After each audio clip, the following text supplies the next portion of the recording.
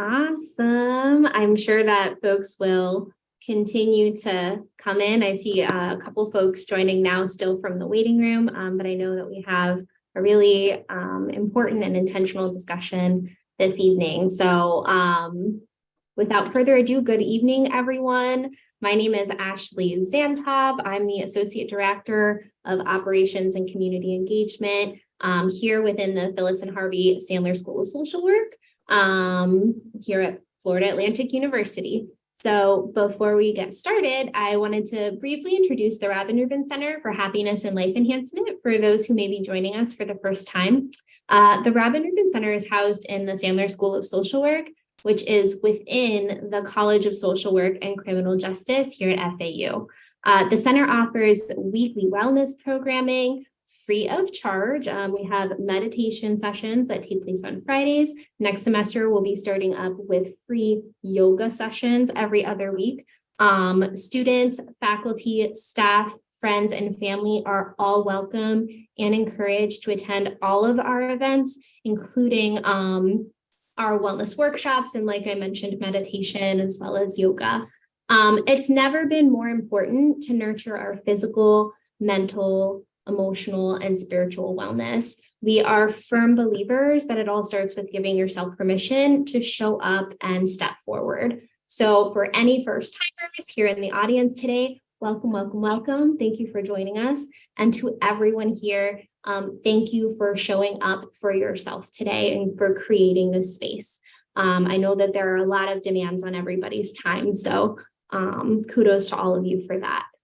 It is now my pleasure to introduce our speaker for this evening, Dr. David Wohlsifer. Dr. David is a clinical instructor at the Sandler School of Social Work and the owner of a well-established private practice, the Boca Raton Center for Psychotherapy. He has been a clinical social worker and social work educator for nearly 30 years and has extensive experience teaching our licensee applicants how to pass the LCSW exam. He does a lot within the Office of Professional Development. He teaches our CBT certificate course and wellness workshops like this each year. So without further ado, Dr. David, thank you so much for being here. Please take it away. Thank you, Ash, for the intro. And I want to give a special shout out because as I look at the names here, I see a lot of our alums and current students. And so, of course, you know you're always in my heart. So welcome back to FAU. And thank you for coming. And you know who you are as I'm talking to you. I'm going to share my screen. And I noticed that there seems to be a technical issue. And that if you give me one moment, I'm going to try to get my PowerPoint up. And I got it. Can everybody see it? Good. So today we're going to talk about navigating the peaks and valleys of family relationships. I want to give a special shout out to Robin Rubin and the Robin Rubin Center here at the Sandler School of Social Work for having me. And I always enjoy doing this lecture every year.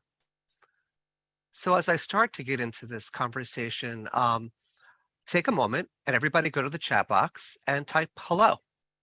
The chat box can probably be found at the bottom of your screen. Hey, Renata. Hello, everybody. And I want to make sure you're all oriented to how to use Zoom. Hey, Shamni. And so welcome. And could everyone also find the raise your hand prompt?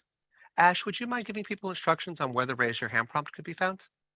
Because if you have questions throughout today, I want you all to be able to use it. Very good, Maria, you got it. So people are using it. I think everybody's computer is, it looks like folks have figured it out, but it's under the reactions section. The little smiley face is, and you can click raise your hand. And if you do that, you can also click lower your hand once your question has been answered. Because I want to have an interactive conversation with all of you tonight. So if your hands do go up, I will try to catch them. If not, I'm going to ask Ash and Kayla if they would mind helping me out. If you have any questions at any time, feel free to stop me. Let's make this a casual conversation. And if you want to take your cameras off, I would love to see your faces because it makes me happy. So again, if you're comfortable taking your cameras, I see some of you. And there's my friend Catherine in the kitchen. So if you're comfortable taking your cameras off, unless you're Hi. driving, you can't do it. Hi. You can't do it if you're driving. Hi, Renata. Welcome, Ira. So let's get going. Any questions? Interrupt me. So I'm going to give a little word of caution. This is a brief talk, and there's no one-size-fits-all solution to the topics we're going to address. Dynamics in these situations are influenced by gender, class, race, ethnicity, sexual orientation, religion, economics, as well as other complicating biosocial, psychosocial factors. For example, a family might be dealing with a member with an addiction or an illness.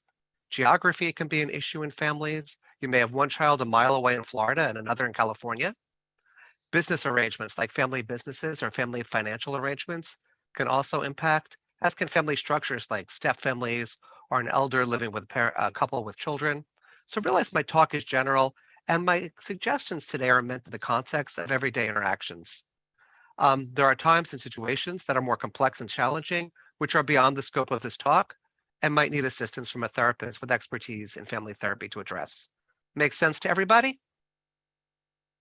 Okay. And I'm glad, as a person who identifies as a family therapist, to answer any questions you do have. A couple of years ago, I took a course in Afrocentric family therapy approaches. And it said that people should always honor the ancestors. And in the African community, there was this great tradition of honoring the ancestors. And so I figured Jewish people should do that too. So I always start my talks by honoring my ancestors. And I will do that with a picture of my great grandmother and grandfather, Ida and Morris Green, of blessed memory. And why do I bring in my great grandparents? Because they grew up or they lived in a house, probably on the Lower East Side of Manhattan. I've actually seen it. I went to find the building that was about 400 square feet wide. They had 9 children. She gave birth to them all in the house. They were poor. These people lived off the fat of corned beef. They didn't even eat the corned beef. They ate the fat. They thought pickles were vegetables. They survived violent and traumatic attacks in Europe that led them both as teenage refugees to America. Their lives read like a social work textbook. They dealt with poverty, health issues, infant mortality. They lost 2 children. They had insufficient housing. They were both refugees. They had family planning issues. They were cut off from their families of origin, yet they managed to make life work. I figured out the other day that their rent was probably less than a kale shake at Town Center in Boca Raton. But yet the generations before us figured out some basic ways on how to make relationships work. And so maybe as I think about those who have come before us and I honor them, we can think about those who are coming after us and how to have the best relationships with them. Make sense? So family relationships can be very complex because think about this. We are wired to connect with one another. Brains are naturally wired to connect with each other. How many of you have gone to a meeting or a conference where you didn't know anybody? And what's one of your first thoughts when you walk in the room? Give me a volunteer. You know you're going someplace where you don't know anybody. What's one of the first thoughts you often have? Can I stay in my car? Can I stay in my car? This is awkward. This is awkward. I often think, who am I going to sit with at lunch? One of my first thoughts is, where am I going to connect with somebody else? I always hope I run into somebody I know, which I normally tend to. But we look to connect. When people start to fall in love, and that could be falling in love with a partner, or it could even be the bonding process when you have a new baby, and you start that eye gazing that people do with babies, we begin a chemical process. There's not a culture in the world where couples get married and we don't make them face each other and have eye contact. Through the eyes, we start to build neural connections that bond us with one another, and people are wired to connect. No matter what the situation. Some people will argue with me that people on the spectrum are not wired to connect, but absolutely they are. They just connect in neuroatypical ways. So I want you to start with that premise. We're wired to connect, but then there's a problem with that. Your human brain is designed to keep you alive, not necessarily make you happy. So on one level, we're wired to want to connect with other people, and we seek it, don't we? You know, how many of you have a single friend or might be single and people are always asking you, have you met somebody yet? Have you met somebody? Who have you seen? We're wired to connect, yet our brains are wired to keep us alive and not necessarily make us happy. We're really complicated beings. We seek connection, yet at the same time, we always want to protect ourselves the minute we see danger. I'll allow you to reflect on that. Can you all see my slides okay? Yes. If you want to understand human anxiety, it's brilliant, evolutionarily speaking, because it's the brain's way of saying never again. You evolved from anxious people. That's who populated the gene pool. So relationships become really challenging because there's what I call, and I've never named this before till this talk, a neurological contradiction. We seek each other, yet even more so, we seek safety. Can I answer any questions for a moment? Any thoughts about that? Do other people see that too? Where am I going to sit, Rachel asks. And I just had to put that in there because I just noticed in the chat, yeah, where am I going to sit and who am I going to sit by? Other thoughts? Let me get some feedback here. What do people think of that contradiction? That we're wired to connect while still wired to protect ourselves. I was talking to a child tonight because I see kids, and she has her first boyfriend, and she was telling me that she's excited to meet him, but afraid of getting hurt. And I thought to myself, that's going to go on the rest of your life, right? We meet somebody, we like them, and one of the first thoughts is, how can we lose them? I'm getting some comments in the chat. Let me look. Do I fit in? Shay asks. No comments on this contradiction? Can everyone relate to it? Yes. Thank you. Right. Thanks, Catherine. And it doesn't relate to only partners. It relates to our kids, our parents, the Yeah. people we live with, our siblings. Mhm. People are always in sort of a dance, particularly when they're in relationships with each other, that we refer to, and I'm going to give as a context for tonight, as the cycle of rupture and repair. So what happens? When we're trying to get close to somebody, and it could even just be a friend or a colleague, we look for a sense of attunement. Attunement to me is emotional harmony. Simply put, attunement is the sense of feeling felt by another, the sense that somebody gets you, gives enough of a damn about you, and is connected with you. It could be really simple. It could be me pulling out a chair for you, saying, come sit here by me now that you're here at this conference. Want to join me for lunch? That could be very warming, right? Yet, if you're a little nervous around people, there could be the anxiety of, oh my God, this could be dangerous. What will I talk about with him if I join him for lunch? Can I eat in my car alone? But we all seek a sense of emotional harmony, especially in the relationships that we consider close to us. Yet throughout the day, believe it or not, you are constantly experiencing ruptures with the people you feel close to. And ruptures can be big R's or small R's, and I'll talk about more of those in a few minutes. And with ruptures, there's usually, for the relationship to be healthy, a repair. And we'll go into what repairs can be. Any questions about this model? Let me check the chat for a moment.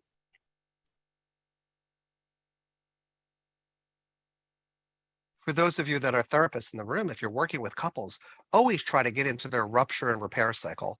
When do they feel close? When is that broken? And how does it get repaired? You could do the same with parents, kids, coworkers, any human relationship. What's the rupture? What's the repair?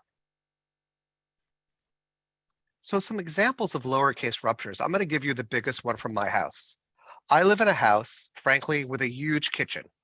But no matter where I want to go in the kitchen, somebody in my family is always in that spot. Do you know what I mean? Renata's laughing because she knows what I mean. So I want to get to where the garbage is, but no matter what, one of my kids is going to be in front of that garbage. The kitchen is huge, but somebody is always in the spot I want to be. And in those moments, I think to myself, why are you there? I hardly ever use the kitchen. Do you have to be in the spot that I want to be in? And I'll actually even get annoyed for a moment. But then I need to, within myself, quickly move to a repair and tell myself, all right, they don't mean to be there. They need to use the garbage too. This isn't all about you. Don't take it so personally. Don't get hangry or angry at them. Go slower. Can anybody think of other examples from your lives of those little ruptures that happen every day? Oh, I'll give you another one. You talk to your partner and they pause for 2 seconds before answering you. Do you know what I'm talking about? And you want to say, don't you hear what I just said? All right, someone else jump in. Give me some more examples of lowercase r ruptures. And you One feel bathroom, free to, 3 people. I'm sorry. One bathroom for 3 people. I All kind right, of. so what happens? And let me guess, you all need to use it at the same time, Of course. right? Of course. And And the what's the water's running, and Mhm. of course, there's all that adds on top of it. Of course. Shay says, children not listening. It could be moments from a child not listening to you to a person saying, and why did I ever have kids, right? It's a slippery slope. And then you feel guilty that you said that inside your own head. People are agreeing with Shay. Other thoughts of small ruptures. Can anybody relate to the one I gave of talking to somebody and they take a few moments to answer you back because they're thinking, but you feel like they're ignoring you? Right? Or somebody says the wrong thing or doesn't pick up what you want to, or you told them to check the takeout order and they forgot your French fries, even though you told them check for the French fries. We have these throughout the day, and actually, repeating yourself over and over, saying the same thing over and over. I hear you on that one, Rachel. We have these ruptures every day, all day long, and most of us have the skills to cope with them. For those of you who, again, are therapists in the room, if you work with people with diagnosed personality disorders, these are often things they make big deals over because they can't cope with them. So you're 5 minutes late and they take it as a very serious injury. Now, there are big R ruptures, like an affair, a betrayal, abuse, being cruel, being neglectful of somebody's feelings. Can anyone else think of something else?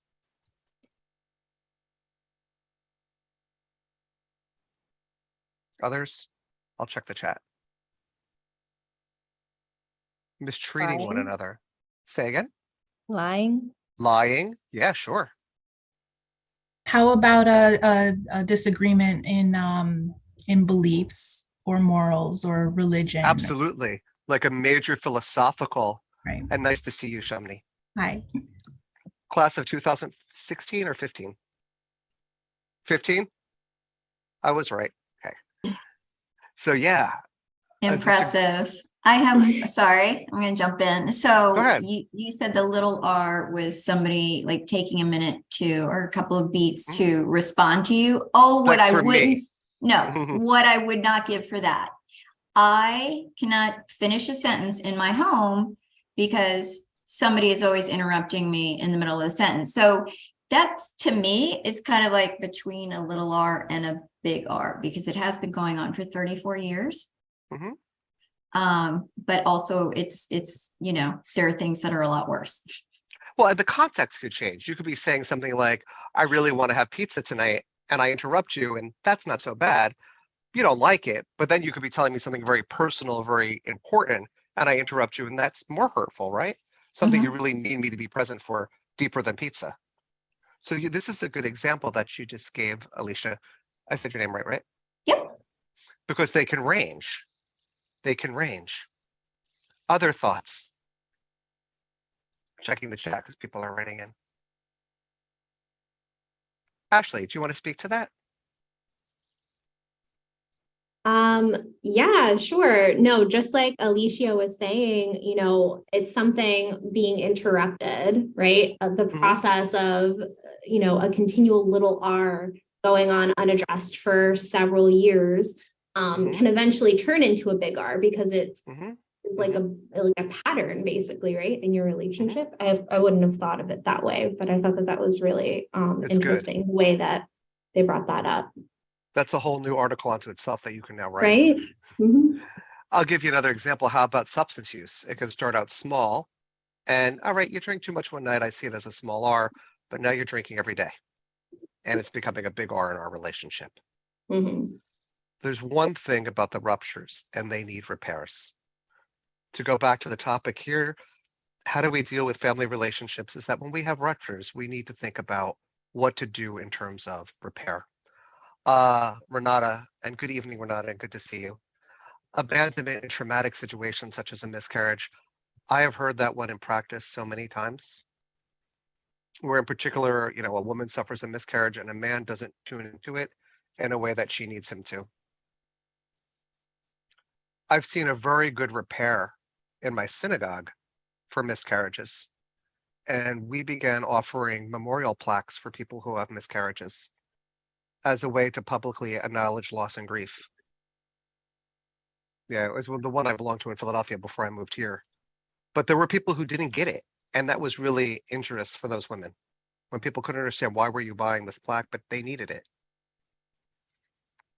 And I'm going to let somebody in the waiting room. And the list can go on. And think for a moment. Just think back to your day. Can you think of a rupture that you had today in one interaction? Might even be a lowercase r? Someone didn't return your call. Someone didn't acknowledge something you wanted them to. But you probably have the coping skills to deal with it. What both big R's and little r's do have is there is a need for repair. And so the first skill in navigating peaks and valleys in family relationships before you do any repair is valuing the connection, even when you feel the pain of a rupture. Let me give you an example. I have a friend and she's been married for 230 years to her husband. They met as teenagers. They're in their 70s now. They've been married forever. And he's chill and mellow. And she used to be a redhead and she's fiery. And sometimes he can be messy. And she wants to come in. She said she always has this thought, I want to come in and I want to yell at him and say, clean up the goddamn table. Your stuff's all over. Because he works from home. And then she always reminds herself, do I want to hurt the person I love the most in the world? And she said that's how she lowers her anger. You know, when we get angry, that front part of our brain, that frontal cortex goes offline. That frontal cortex also keeps us polite. So we get angry, we flip our lids, and sometimes we say the things we don't mean to say. So here she catches herself before she creates the rupture. She does the repair internally. And I'll talk more about this in a few moments. Any questions, any comments? I'm checking the chat. Oh, Shay, are you okay?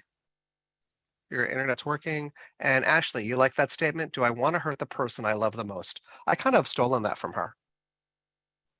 And I've come to think, go ahead. No, I was just gonna say as a way to like reframe and to put, the emotion into context, right? To just give yourself that microscopic pause before reacting and before responding. Just, I don't know, that's just a really powerful affirmation. And they just celebrated their 50th anniversary. And I think that quote has something to do with it. But she's not the Buddha. I mean, she can walk around the planet and flip her lid sometimes too. I mean, I'm always telling myself, is this how you want to be seen? And then I blow up at customer service. So first thing, if you have one first tip takeaway tonight is to navigate peaks and valleys, we have to value relationships. I think when we stop valuing relationships, we're more likely to not do the repairs for the ruptures. There are 7 more skills I want to briefly cover, and then I'm going to look at my notes for a moment, and then we could have a conversation. One of the first skills I want to also talk about is assertiveness, which involves setting limits on what other people can do to you, sticking up for yourself without being aggressive, respecting other people's limits, working out compromises that everybody can feel good about. Being assertive means letting go of guilt. It means apologizing when it's necessary and focusing on your own behavior rather than try to control another person's feelings. Making I statements rather than you statements. It means staying in touch with your feelings so they don't come out sideways the way they often do, like being passive aggressive or exploding because you let it go too far. Empathy is a vital social skill in any relationship, family or otherwise. It's crucial for healthy communication and conflict resolution because it lets us see things from other people's points of view and understand their feelings and needs.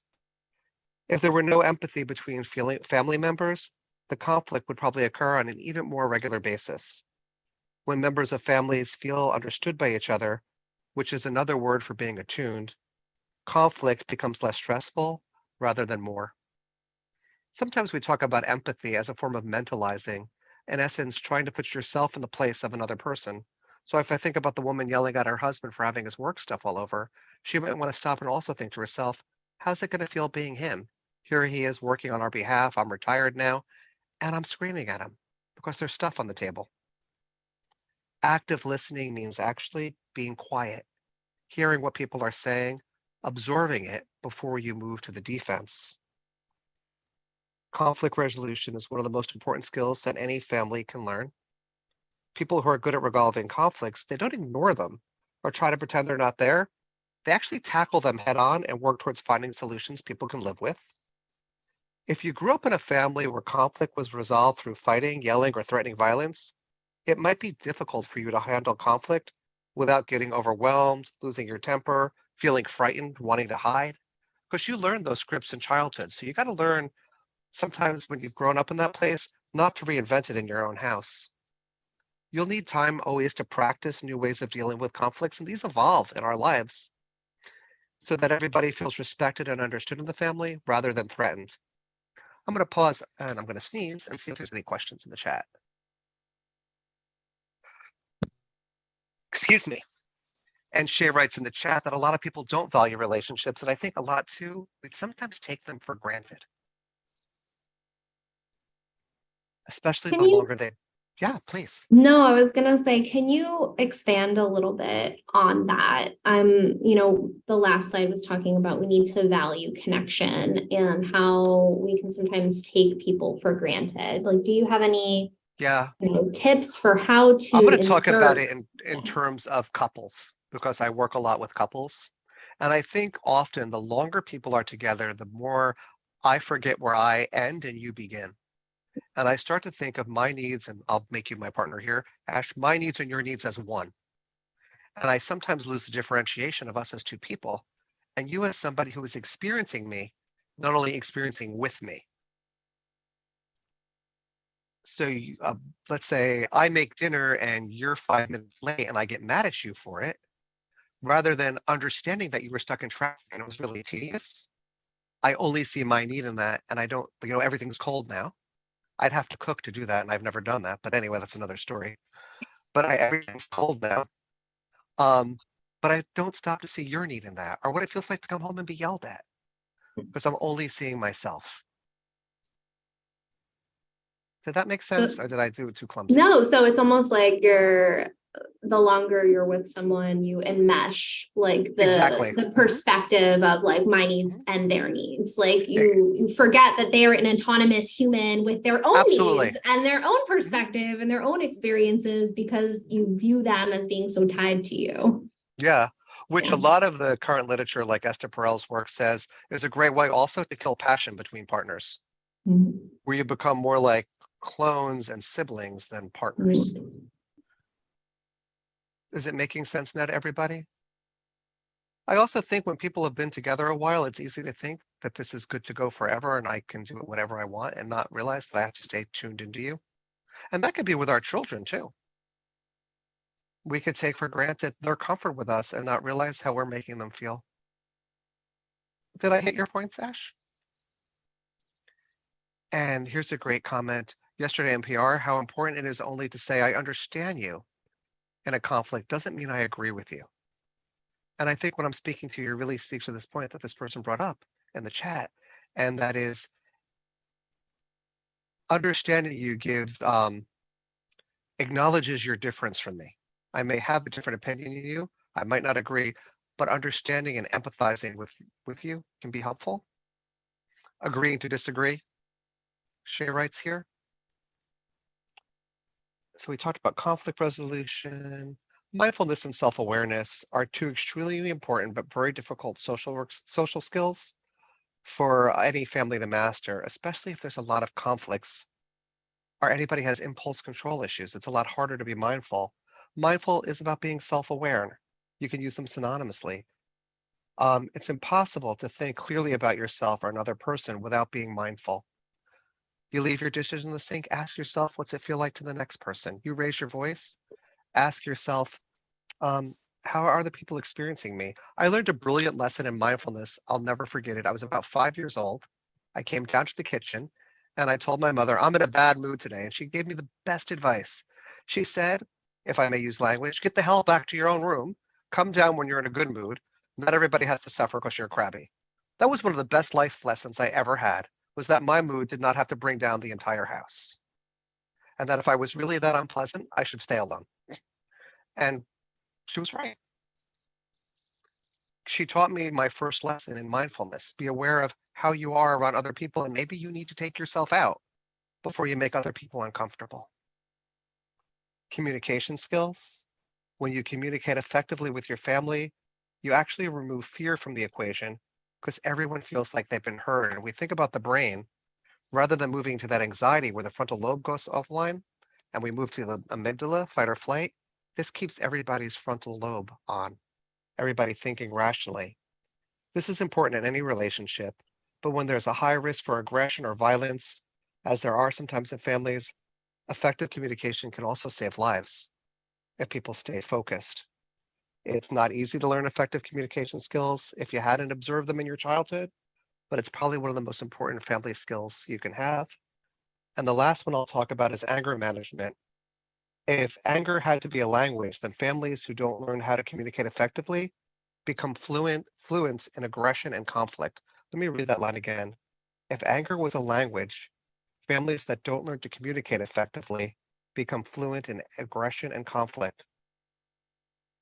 Sometimes it's arguing, it can escalate, it can end into shaming, tears, criticism, hurting each other's self-esteem. The first step to learning how to deal with better anger management skills is recognizing that no matter how angry you feel, there can be solutions. There are countless ways to deal with rage, but yelling, punching, screaming, name calling, all those places we can devolve to serve no purpose in relationships with families. These are also times sometimes when there have to be consequences for safety. So I had to bring that part up. Any questions, comments about what I covered so far? I have a question. Yeah. Sorry, I feel like I've had a lot of questions. No, I'm Um, glad you're talking. Can you provide an example or two of what effective communication looks like, or what conflict resolution looks like? I know that you mentioned these are scripts that we learn, right, from our families and growing up. But just, some like maybe one example. I think one of the first things that happen when there's conflict is that to name it, to recognize that there's a disagreement there. To recognize that there's a disagreement, that we need to slow down. What often happens when two people start arguing is they both flip their lids and they end up in very primitive spaces. So to your question, articulate your question again, Ash. Just an example, maybe like an example of, if somebody is starting to feel some type of way, what would healthy communication look like? Or what would an example of conflict resolution? So for example, let's say, I'm going to use our analogy of I cooked, but you're late.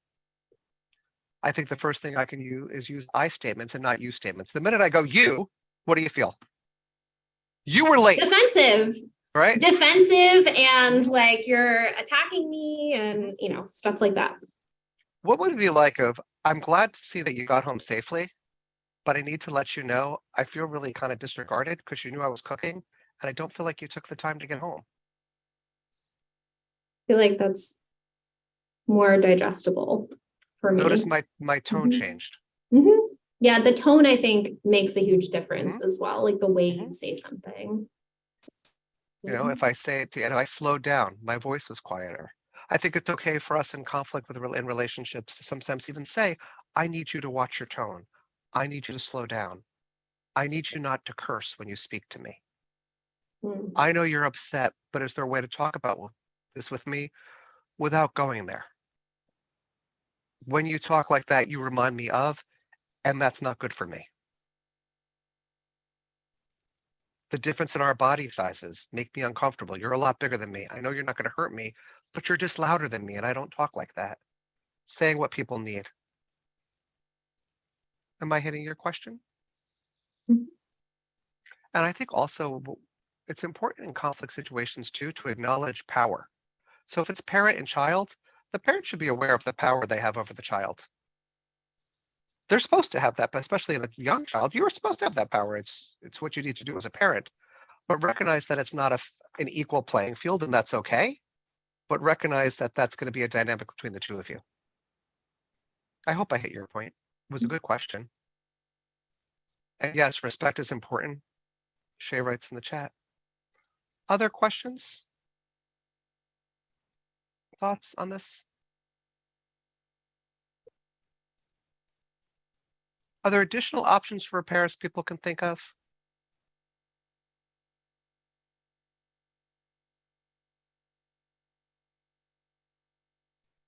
I'll stop my share so we can just see each other. No? Ashley writes that she uses humor if it's a little R. Humor can go a long way. I also think timeouts can help people too. Taking a moment saying, I'd like to talk about this, give me a moment, and then stepping back for a few minutes. So I took down my slides, but I have a really great Q&A slide, so I'll see if I could find it. Here, my questions and answers. I thought this was a great picture. I was gonna say, actually, before we jump into question and answers, first of all, thank you so much, Dr. David, for sharing all of these tangible tips that we can take home as we kind of, it's the holiday season, that we can kind of maybe keep in mind as we approach some of these holiday gatherings this year. Before we jump into your questions, if we could please take a moment to complete a brief survey about today's workshop. Kayla's going to be dropping a link into the chat in just a moment. Your feedback helps us to know what we're doing right, what kind of events you hope to see in the future, and everything like that. So we will give everybody just a minute or two to complete And thank you all for that. coming tonight too.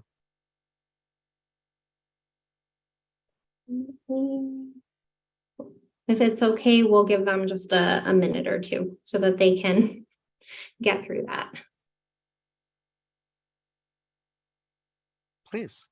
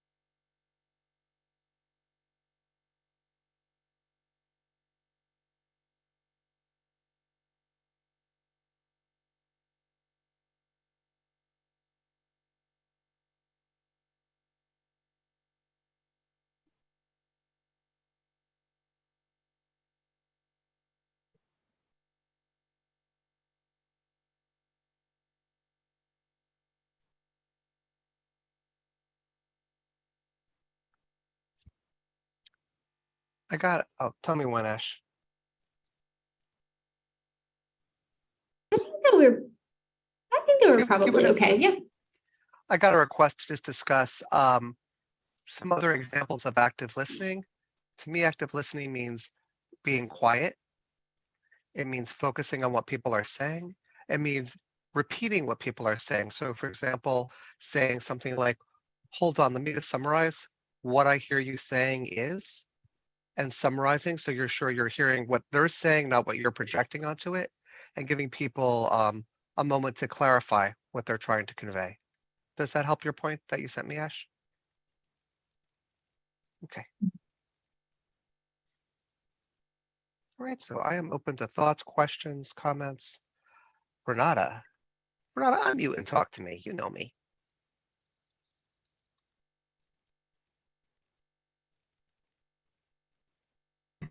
Hi, Dr. David. Hi, how are you? Good to see you. I'm good. Good to see you too. I'm missing your classes. Come back Yeah, anytime. I will. So, do you have any tips for us about how to work in anger management, like in our own houses in situations? I think one of the things, I'll be psychodynamic in my answer, is to be aware of what's causing your anger. When you're feeling angry, ask yourself, what is something bringing up for you? And give that some time and space. Now, anger is a reaction usually to something, it's an appropriate feeling a lot of times, right? And I think sometimes we have to check ourselves as to why we're feeling angry, what's it bringing up for us? Is it appropriate to the situation? Is it magnified? Mm. Mm-hmm. You know, there are things that can happen, and I know that I'm getting madder than I need to be for the situation. Mm-hmm. It means being mindful and self-aware and not acting in ways that are hurtful Mm-hmm. and checking ourselves before we do. Mm-hmm. I think Oh, at a broader picture too, one of the best ways to prevent getting too angry is doing good self-care and having limits. I think a lot of okay. resentment leads to anger, a lot of Mm-hmm. fatigue. Barb Schmidt, who's from our FAU University and as part of our community, posted a great thing today on her Instagram. She said 80% of arguments come from people being hungry and angry. And I thought it was kind of true, being aware of Mm-hmm. our own bodies. Yes. Mm-hmm. Yes. Did I hit your question? Yes. Yes. Thank you. Good, nice to see you. Nice. To see you.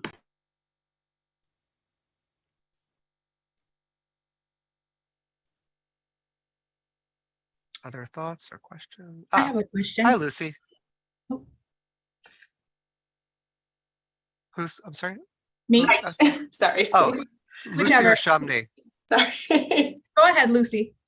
I'm the I was son just of a actually, Lucy. My mother's Lucy. so I was actually trying to piggyback on Renata. Like, so if you're angry and you need your space and trying to, be self-aware. So how do you get that other person, for instance, your spouse or even a child, whatever, to understand your anger and where you're coming from? What would be the Well, best way to kind of handle something like that?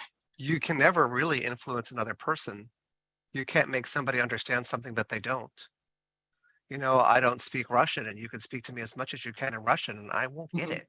Mhm. So what I think is important is that you convey what you need the best and clearly as you can. And then you ask them, how can I clarify? Ask for feedback. What do you hear me saying?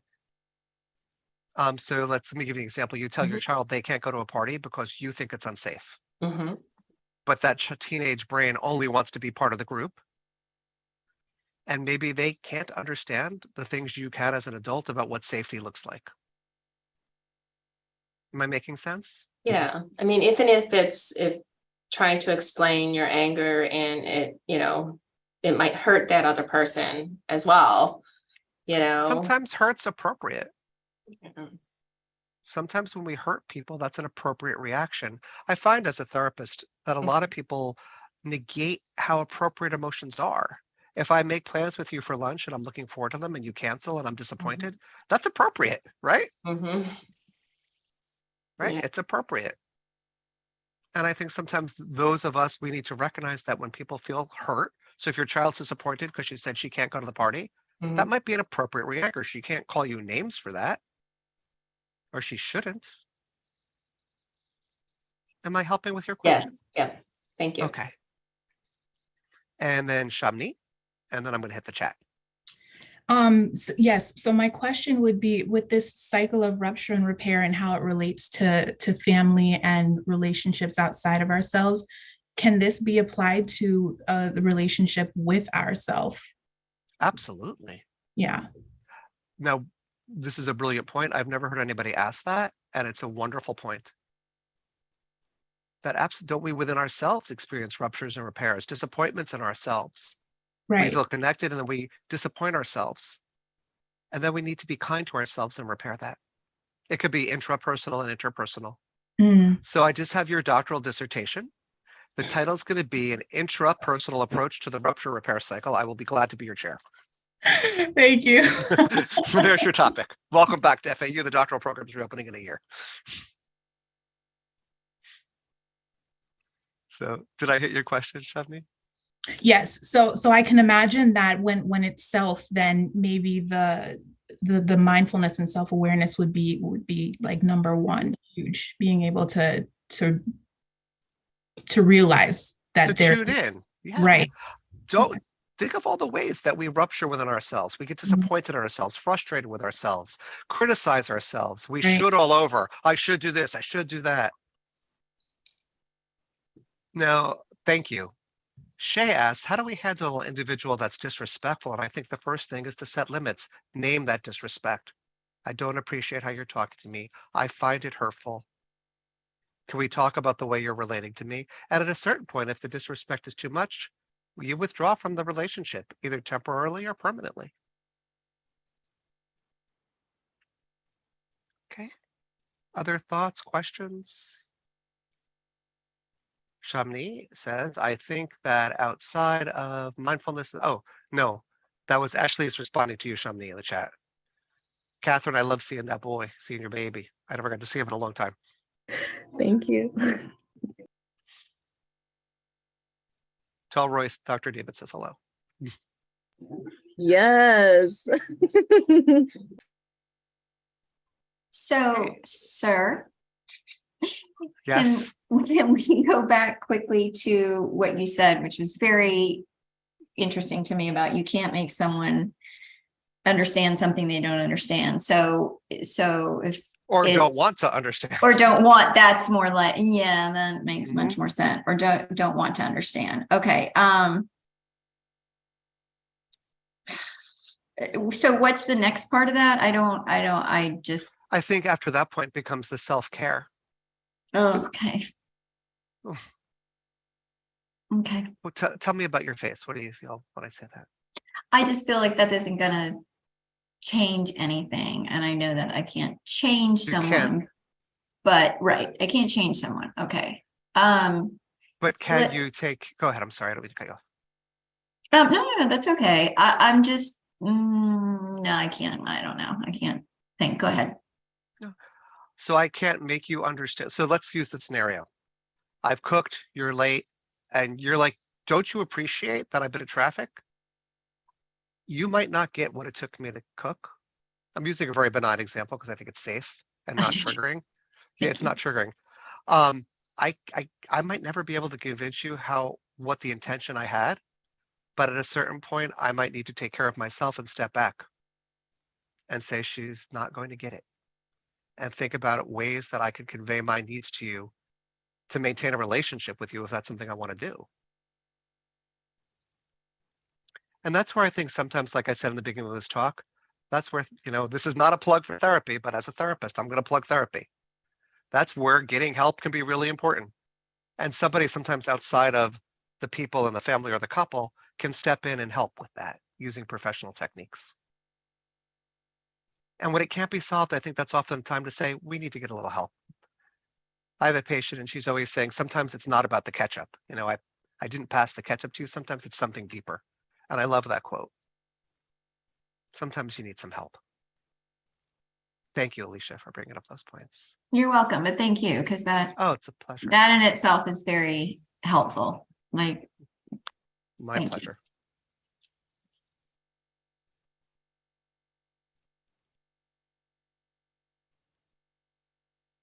So at this point, I also want to do a special shout out to the ProDev office and thank Ash and Kayla for all their help with everything they do for me and us, and for putting this all together.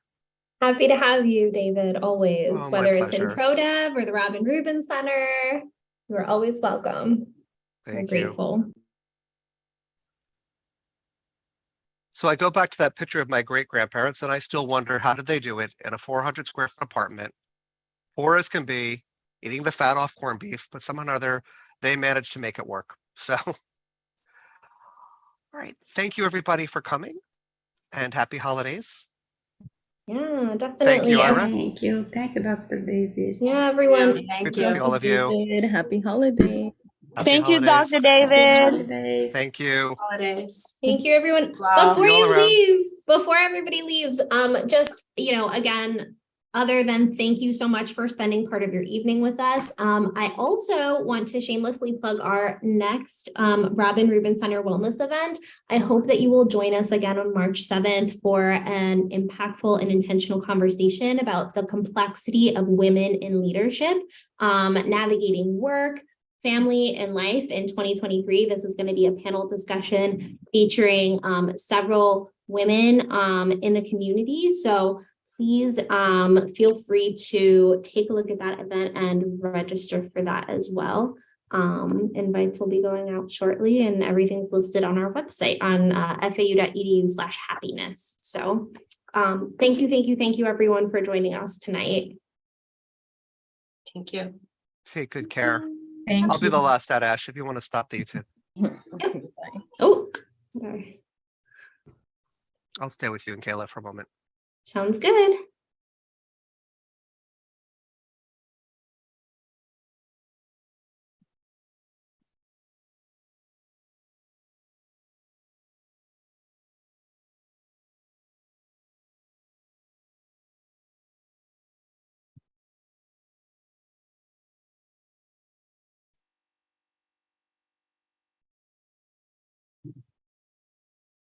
Are we done?